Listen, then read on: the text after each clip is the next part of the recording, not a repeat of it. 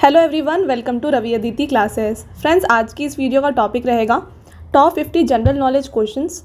Most important questions हैं आपके सारे एग्जाम्स के लिए। और फ्रेंड्स, ये आपका सेट 20 है। फ्रेंड्स, मैंने इस वीडियो में सारे क्वेश्चंस बहुत ही सेलेक्टेड और मोस्ट इंपॉर्टेंट लिए हैं। अगर आप किसी भी एग्ज़ाम की तैयारी कर रहे हैं, ये वीडियो आपके लिए काफ़ी ज़्यादा यूज़फुल रहने वाला है। तो चलिए बिना देर के वीडियो को स्टार्ट कर लेते हैं। और फ्रेंड्स, वीडियो के एंड में आपके लिए कुछ टेस्ट क्वेश्चंस भी हैं जिसका आंसर आपको हमें कमेंट बॉक्स में देना है। तो चलिए स्टार्ट करते हैं आपके पहले क्वेश्चन से। The Sundarban is declared as Ramsar site in. तो सुंदरबन को रामसर साइट के रूप में कब घोषित किया गया है? तो यहाँ पे सुंदरबन को रामसर साइट डिक्लेयर किया गया था in the year 2019। Right answer हो जाएगा ऑप्शन नंबर डी। बात करेंगे इसके बारे में डिटेल में। हम यहाँ पे देखिएगा, it is an UNESCO world heritage site inscribed in 1987 and it has been designated a Ramsar site in 2019। तो यूनेस्को वर्ल्ड हेरिटेज में इसको 1987 में ही डेजिग्नेट किया गया था और रामसर साइट इसे 2019 में बनाया गया है। It is the 27th Ramsar site in India. तो रामसर साइट यहाँ पे 27th रामसर साइट है ये इंडिया का। तो फ्रेंड्स, रामसर साइट वो होते हैं, वो वेटलैंड्स होते हैं जिसको इंटरनेशनल इंपॉर्टेंस दिया गया है अंडर रामसर कन्वेंशन। ठीक है, तो इनमें से एक है ये, और ये इंडिया का 27th रामसर साइट है। तो फ्रेंड्स, वेटलैंड की बात करें तो वर्ल्ड वेटलैंड डे कब मनाया जाता है? इसको मनाया जाता है February 2 वर्ल्ड वेटलैंड डे। अगला क्वेश्चन है आपका, who was the captain of India's first ICC world cup winning team? Very important question. Bharat की पहली ICC विश्व कप विजेता टीम के कप्तान कौन थे? तो ICC विश्व कप के विजेता टीम की कप्तान जो थे फ्रेंड्स, ये रहे हैं कपिल देव। राइट आंसर हो जाएगा ऑप्शन नंबर सी।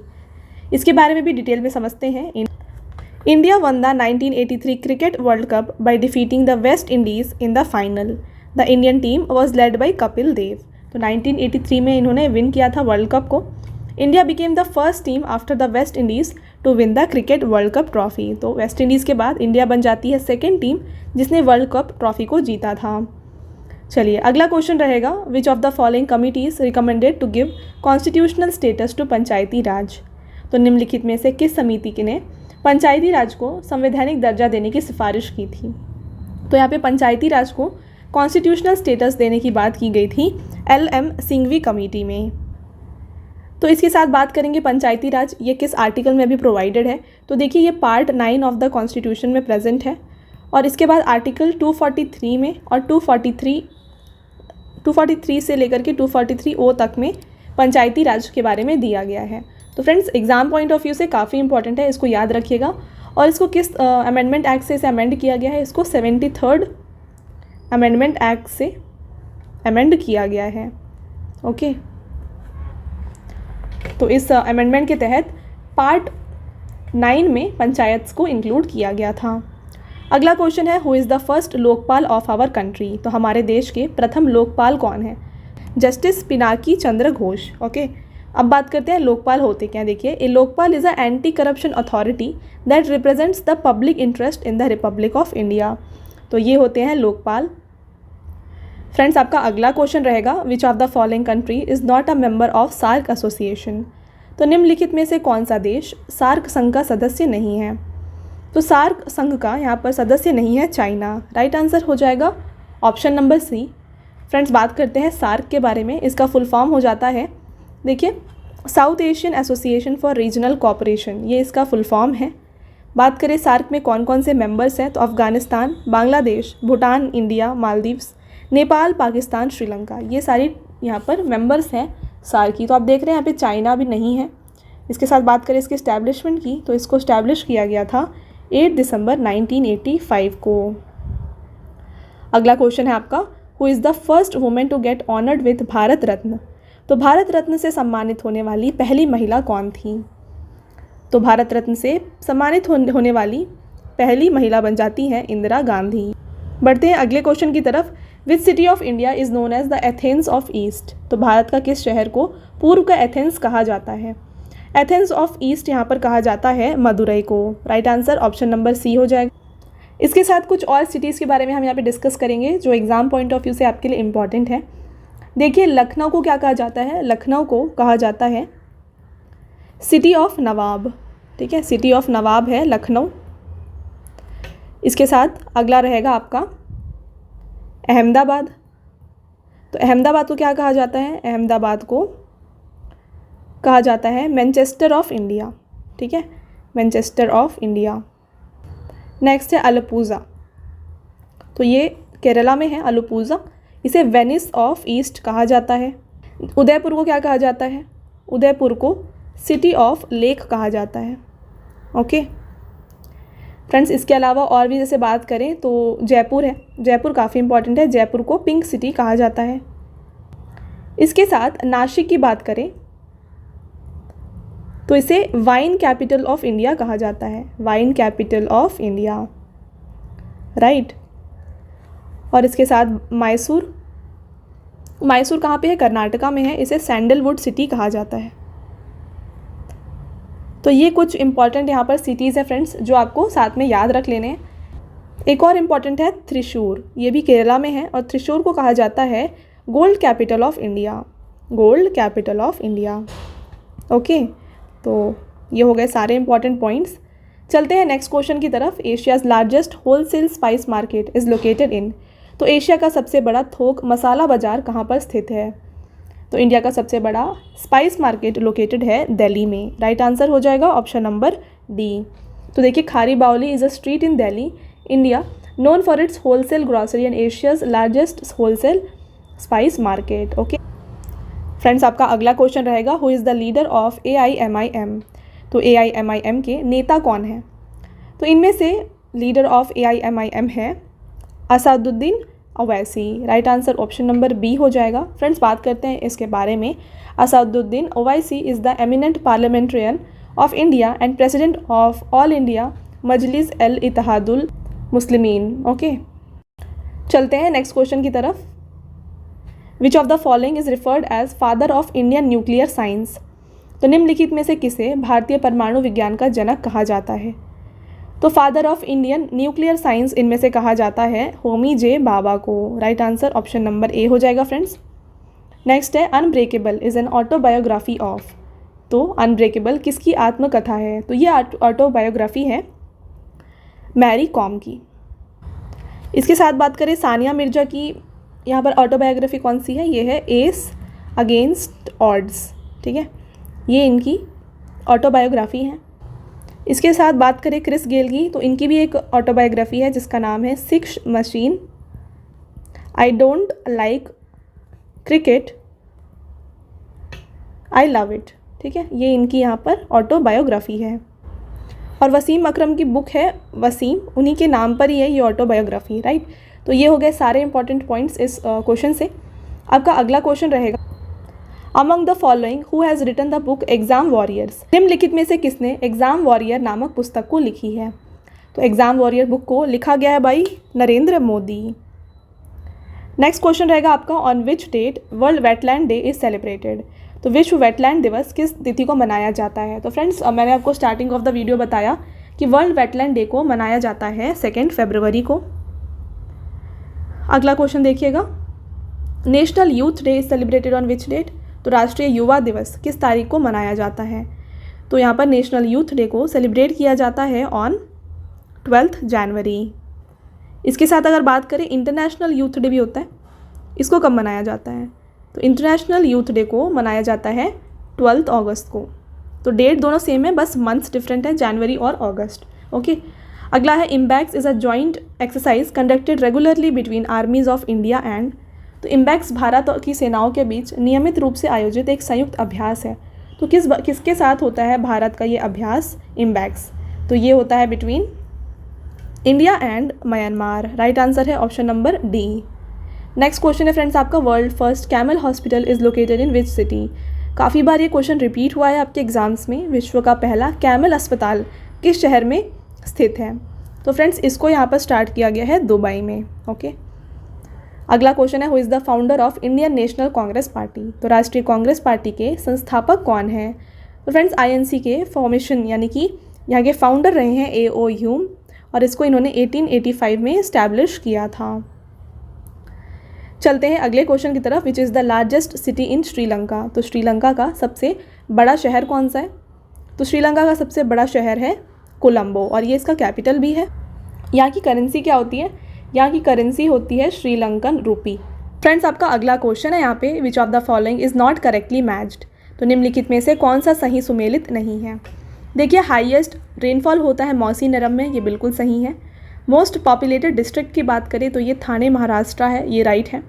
आईएनसी के फाउंडर हैं ए हो ह्यूम, जिन्होंने 1885 में इसे फाउंड किया था, अभी हमने डिस्कस भी किया। अब बात करें लॉन्गेस्ट रोड यानी कि लॉन्गेस्ट नेशनल हाईवे की बात करें तो यहाँ पर NH6 दिया हुआ है, बट NH6 सबसे लंबा हाईवे नहीं होता है। NH44 जिसे अर्लियर NH7 कहा जाता था, ये लॉन्गेस्ट नेशनल हाईवे है इंडिया का। तो ये कहाँ से कहाँ तक का है, ये कवर करता है श्रीनगर टू कन्याकुमारी, राइट। तो ये इसका लेंथ हो जाएगा, इसका लेंथ अबाउट 3745 किलोमीटर होता है, राइट। चलिए बढ़ते हैं नेक्स्ट क्वेश्चन की तरफ। In India which of the following is highest waterfall. तो भारत में सबसे ऊंचा झरना कौन सा है। तो हाईएस्ट वाटरफॉल ऑफ इंडिया है Kunchikal waterfalls, right answer option number C हो जाएगा। The first women chief minister of Uttar Pradesh was. तो उत्तर प्रदेश की पहली मुख्यमंत्री कौन थी। तो यहाँ पर first chief minister of Uttar प्रदेश रही हैं सुचेता कृपालिनी। फ्रेंड्स ये पहली उत्तर प्रदेश की चीफ मिनिस्टर और साथ साथ इंडिया में भी अगर पहली कोई वुमेन चीफ मिनिस्टर बनी है तो वो सुचेता कृपालिनी ही थी, ठीक है। नेक्स्ट है, which of the following neighbouring country of India is smallest. तो निम्नलिखित में से कौन सा भारत का पड़ोसी देश सबसे छोटा है। तो एरिया के हिसाब से सबसे छोटा यहाँ पर बन जाता है Maldives, right answer option number D हो जाएगा फ्रेंड्स। अगला है, which of the following is the highest peak of India. तो निम्नलिखित में से कौन भारत की सबसे ऊंची चोटी है। तो इंडिया की सबसे हाईएस्ट पीक कही जाती है कंचनजंगा को, राइट आंसर हो जाएगा फ्रेंड्स ऑप्शन नंबर बी। बढ़ते हैं आपके नेक्स्ट क्वेश्चन की तरफ। Which of the following is not a part of email address. तो निम्नलिखित में से कौन सा ईमेल पते का हिस्सा नहीं है। तो ईमेल एड्रेस में प्रोटोकॉल ऐसा कुछ नहीं होता है, यूज़र नेम होता है, डोमेन नेम होता है, बट प्रोटोकॉल नहीं होता। तो राइट आंसर हो जाएगा option number C. Next question है, network components are connected to the same cable in the which topology. तो नेटवर्क घटक किस टोपोलॉजी में एक ही केबल से जुड़े होते हैं। तो देखिए टोपोलॉजी ऑफ नेटवर्क्स होता है, तो इसका जो करेक्ट आंसर है जहाँ पर सेम केबल से डिफरेंट यहाँ पर नेटवर्क कंपोनेंट्स जुड़े होते हैं, ये कहा जाता है बस टोपोलॉजी। तो यहाँ पर एक सिंगल नेटवर्क होता है, तो देखिए सिंगल केबल होता है, ये रहा बस टोपोलॉजी। देखिए यहाँ पर एक सिंगल यहाँ पर केबल होगा जिससे डिफरेंट नेटवर्क्स कनेक्टेड होते हैं। बाकी में देखिएगा डिफरेंट अलग अलग केबल्स को यूज़ किया गया है, राइट। तो ये यहाँ पर different type of network topologies हैं, बस, स्टार, रिंग, मैश, ट्री। तो इस टाइप के कुछ टोपोलॉजी होते हैं। अगर आपसे पूछा जाए कि सारे नेटवर्क्स जो होते हैं एक सेंट्रल हब से जुड़े होते हैं, ये कौन सी टोपोलॉजी है, तो ये हो जाएगी स्टार टोपोलॉजी। ये कंप्यूटर का काफ़ी इंपॉर्टेंट क्वेश्चन है फ्रेंड्स, ओके। इसके साथ अगर आपसे पूछा जाए कि सारे जो नेटवर्क्स हैं इंटरकनेक्टेड होते हैं, ये किस में होता है, तो ये रिंग टोपोलॉजी में होता है। तो इस टाइप के क्वेश्चंस आपके एग्जाम में देखे जाते हैं, ओके। आपका अगला क्वेश्चन रहेगा, who is the highest commander of Indian defence forces. तो भारतीय रक्षा बलों का सर्वोच्च कमांडर कौन होता है। तो इंडियन डिफेंस सर्विसेज यानी कि फोर्सेस के हाईएस्ट कमांडर हमारे प्रेसिडेंट होते हैं। तो अभी हमारी प्रेसिडेंट कौन है, द्रौपदी मुर्मू है। तो ये अभी automatically highest commander of Indian defence force बन जाती हैं। अगला है PCR स्टैंड्स फॉर। तो PCR का मतलब क्या है, तो इसका फुल फॉर्म होता है friends polymerase chain reaction. Option number B इसका करेक्ट आंसर हो जाएगा। नेक्स्ट है, cultivation of fishes in artificially prepared ponds और water bodies is called.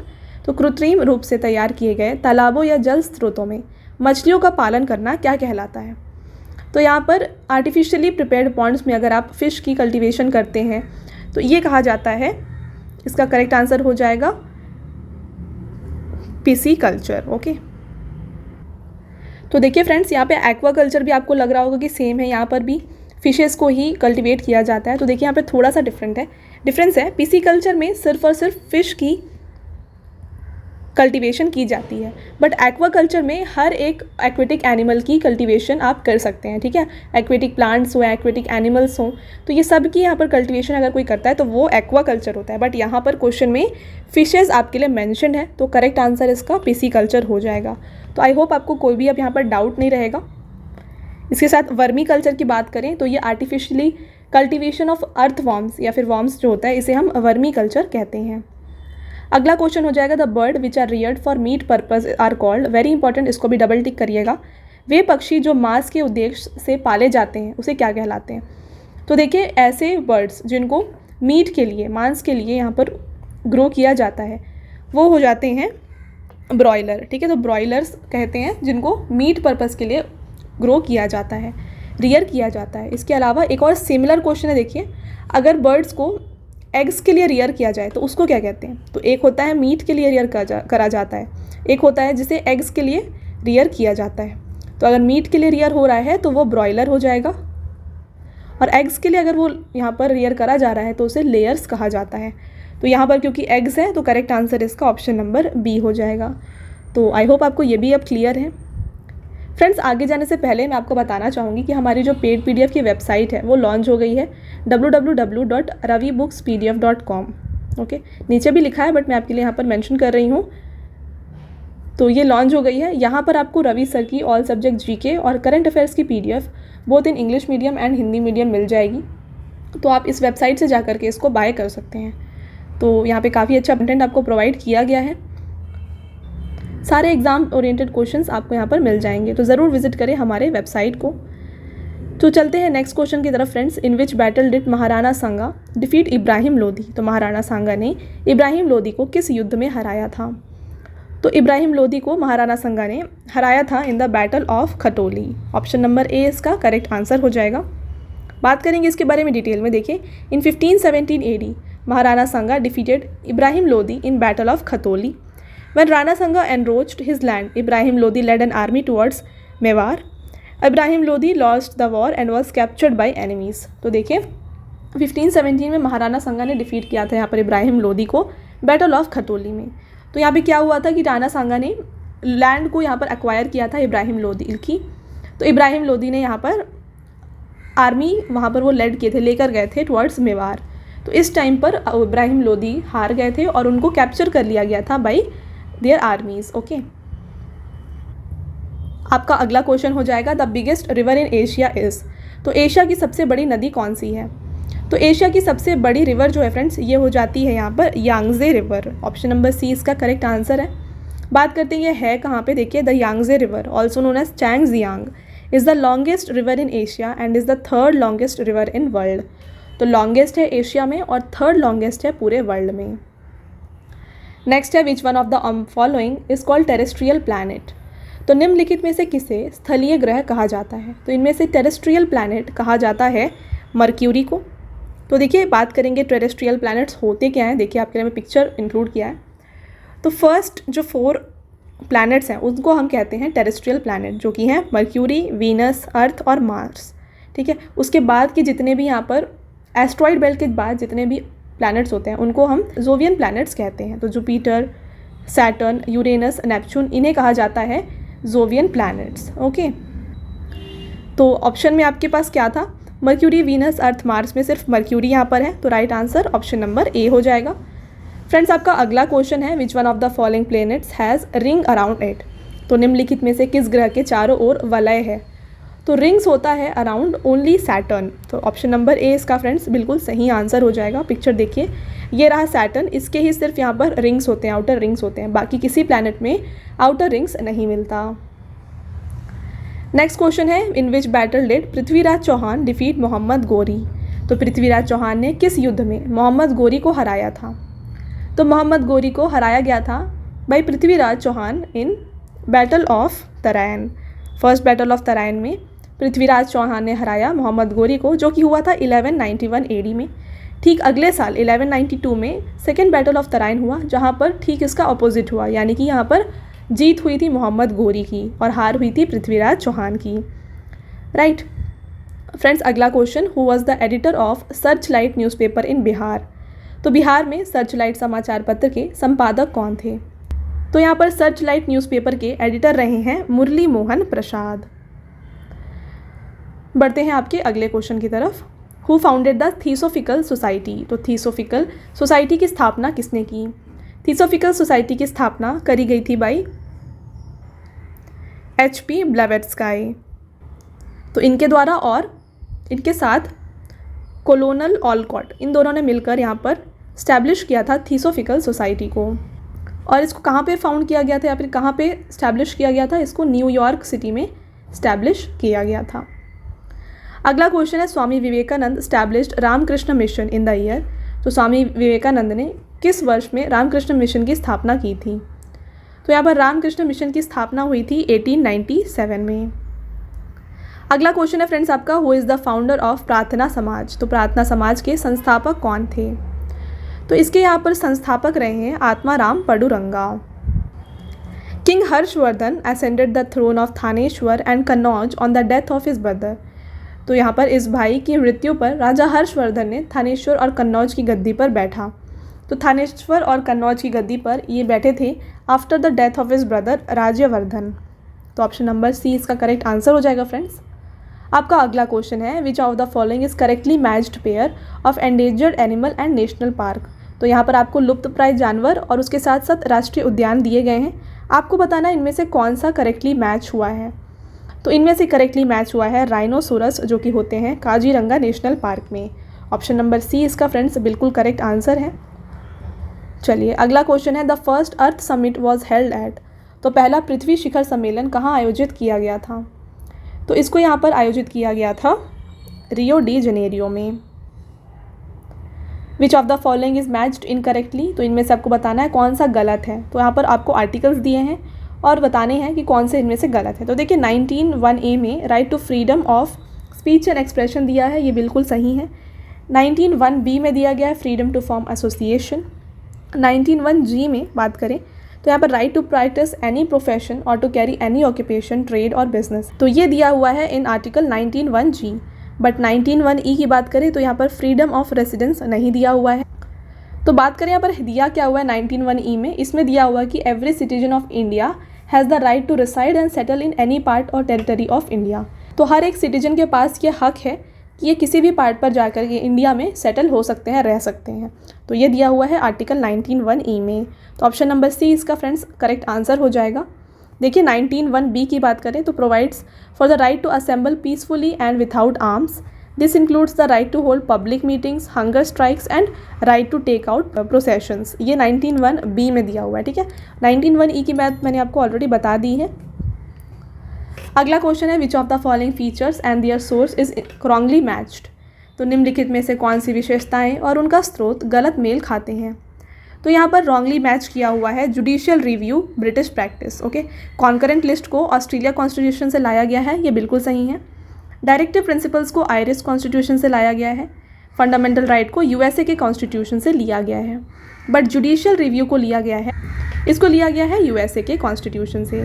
Friends आपका अगला क्वेश्चन रहेगा यहाँ पे, what does GNP stand for. तो जीएनपी का मतलब क्या है? तो जीएनपी का फुल फॉर्म यहाँ पर हो जाता है ग्रॉस नेशनल प्रोडक्ट। इंपॉर्टेंट है, याद रखिएगा। आपका अगला क्वेश्चन है, न्यूट्रॉन्स वर डिस्कवर्ड बाई। तो न्यूट्रॉन की खोज किसके द्वारा की गई थी? तो फ्रेंड्स न्यूट्रॉन की खोज करी गई थी जेम्स चैडविक के द्वारा। ऑप्शन नंबर ए यहाँ पर राइट आंसर हो जाएगा आपका। आपका अगला क्वेश्चन है, which of the following disease is caused by bacteria. तो निम्नलिखित में से कौन सा रोग बैक्टीरिया के कारण होता है? Very very important question. तो देखिए इनमें से बैक्टीरिया की वजह से होता है ट्यूबरक्यूलोसिस। बाकी सारे जो हैं अलग अलग डिफरेंट यहाँ पर कॉजेज़ हैं। ट्यूबरक्लोसिस बैक्टीरिया की वजह से होता है। तो बात करते हैं यहाँ पर कौन कौन से बैक्टीरियल डिसीज़ेज़ हैं, वायरल डिसीज़ हैं। तो देखिए वायरस से कॉज होता है हेपेटाइटिस, हर्पेस, इसके अलावा HIV, influenza, measles, tetanus, typhoid. तो आपसे एग्जाम में ये ऑप्शंस दिए जाएंगे, आपसे पूछा जाएगा कि इनमें से, जैसे आपसे पूछा गया कि टेटनस किसकी वजह से होता है, वायरस, बैक्टीरिया, प्रोटोजोया, फंगी। तो आपको वहाँ पे कंफ्यूज नहीं होना है। मैंने आपके लिए यहाँ पर हर एक जो डिसीज़ है और उसका कॉज क्या है ये मैंने बताया है, ठीक है। इसके साथ बैक्टीरिया में बात करें तो काफ़ी इंपॉर्टेंट है ट्यूबरक्लोसिस, एंथ्रैक्स, टाइफॉइड, इकोलाई। फिर बात करें प्रोटोजोआ, तो प्रोटोजोआ में मलेरिया आपको काफ़ी अच्छे से याद रखना है। फंगी की बात करें तो रिंग वॉर्म, ये यहाँ पर इंपॉर्टेंट है। अगला क्वेश्चन देखिएगा और लास्ट क्वेश्चन भी है फ्रेंड्स आपका, hypokalemia is caused by deficiency of. Hypokalemia किसकी कमी से होता है? तो हाइपोकैलेमिया होता है due to deficiency of potassium, ठीक है। अगर पोटेशियम की कमी हो तो हाइपोकैलेमिया होता है। Right answer option number friends B हो जाएगा। तो ये हो गया फ्रेंड्स आपके टॉप 50 मोस्ट इंपॉर्टेंट जीके के क्वेश्चंस। मोस्ट इंपॉर्टेंट क्वेश्चंस मैंने आपको कवर कराए। जहाँ पर भी आपको छोटे छोटे डाउट्स हों वो मैंने इस क्वेश्चन में इंक्लूड कर दिया है। इसके साथ जैसे मैंने आपको बताया कि लेयर्स और बॉयलर्स ये आपको अच्छे से याद रखना है। इसके अलावा मैंने आपको ये भी बताया कि एक्वा कल्चर क्या होता है और पीसी कल्चर क्या होता है। दोनों का डिफरेंस ये भी आपको यहाँ पर क्लियर हो गया होगा, आई होप। तो फ्रेंड्स अब आता है आपका छोटा सा टेस्ट क्वेश्चन, जिसका आंसर आपको हमें कमेंट करके बताना है। तो पहला क्वेश्चन है, which of the following countries is not a member of SAARC association. तो निम्नलिखित में से कौन सा देश सार्क संघ का सदस्य नहीं है, ये आपको बताना है। और इसके साथ एक और क्वेश्चन है, who was the founder of प्रार्थना समाज। प्रार्थना समाज के संस्थापक कौन थे, ये भी आपको यहाँ पर बताना है। तो ये दोनों क्वेश्चंस का आपको हमें कमेंट करके आंसर बताना है। इसके साथ फ्रेंड्स आपको मैंने ऑलरेडी जैसे बताया हमारी पेड PDF की वेबसाइट के बारे में, ये है www.ravibooks.pdf.com। काफ़ी अच्छा कंटेंट हमको मिल जाएगा, PDFs आपको यहाँ पर प्रोवाइड किए जाएंगे, करंट अफेयर्स के, GK के, अलग अलग डिफरेंट सब्जेक्ट के, लाइक पॉलिटी, ज्योग्राफी, है ना।